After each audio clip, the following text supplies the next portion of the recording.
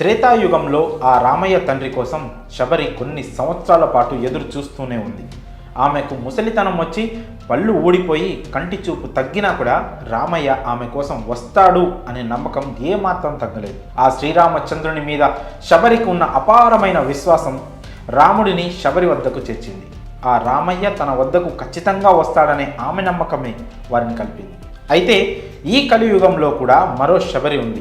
శబరి రూపంలో ఉన్న ఓ వృద్ధురాలు అయోధ్య రామ మందిరాన్ని నిర్మించాలని గత 30 సంవత్సరాలుగా మౌనవ్రతం చేస్తోంది. ఈ జనవరి 22న బాలరాముడి ప్రతిష్ఠ రోజున తన మౌన దీక్ష విరమించుకోనున్నారు. ఆమె మరెవరో కాదు, జార్ఖండ్లోని ధన్బాద్కు చెందిన 85 ఏళ్ల వృద్ధురాలు సరస్వతి అగర్వాల్. అయోధ్య రామ మందిరం నిర్మించాలని ఎంతోమంది నిరసనలు, పోరాటాలు ఇలా ఎన్నో చేశారు. ఈ క్రమంలోనే 30 సంవత్సరాల క్రితం సరస్వతి అనే ఈ వృద్ధురాలు రామయ్య మందిరం కోసం మౌన దీక్షను చేపట్టారు. అయోధ్యలో రామ మందిరాన్ని నిర్మించి ఆ రామయ్యను ప్రతిష్ఠించే వరకు ఎవరితోనూ మాట్లాడనని ఆమె శపథం చేశారు. నిత్యం శ్రీరాముని స్మరణ చేస్తూ రామయ్యను భక్తి పారవశ్యంతో కొలుస్తూ ఉండేవారు. కొన్ని సంవత్సరాల క్రితం సరస్వతి చేపట్టిన మౌన దీక్ష ఈనాడు అయోధ్యలో రామ మందిరం నిర్మించడంలో ఓ పాత్రగా నిలిచింది. ఆలయ నిర్మాణ పనులు శరవేగంగా జరుగుతుండడంతో సరస్వతి ఆనందానికి అవధులు లేవు.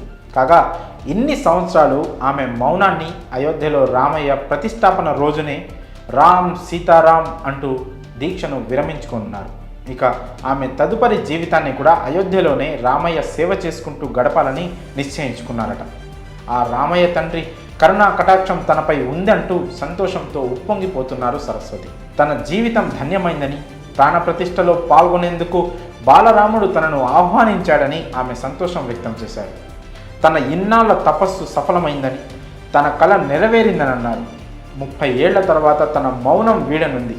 తన తదుపరి జీవితాన్ని మహంత్ నృత్య గోపాల్ దాస్ ఆశ్రమంలోనే గడపాలనుకుంటున్నారు సరస్వతి. కాగా జనవరి 22న జరగబోయే రామమందిర ప్రారంభోత్సవ కార్యక్రమానికి సరస్వతి అగర్వాల్ను కూడా ప్రత్యేకంగా ఆహ్వానించారు. ఇప్పటికే ఆమె కుటుంబ సభ్యులు ఆమెను అయోధ్యకు తీసుకుని వెళ్ళారు. అయితే ఆమె మొదటిసారి 1992లో అయోధ్యకు వెళ్ళారు. అక్కడ రామ జన్మభూమి ట్రస్ట్ అధినేతను కలిశారు.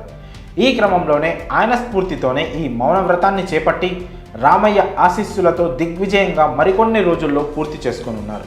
ఏదేమైనా ఇలా ఎంతోమంది భక్తులు అయోధ్యలో రామ మందిరాన్ని నిర్మించడం కోసం తమకు వీలైన కృషిని చేస్తూనే ఉన్నారు. ఎట్టకేలకు కోట్లాది మంది కలలు నెరవేరబోతున్నాయి. మరి అయోధ్యలో రామ మందిరం కోసం 30 ఏళ్లుగా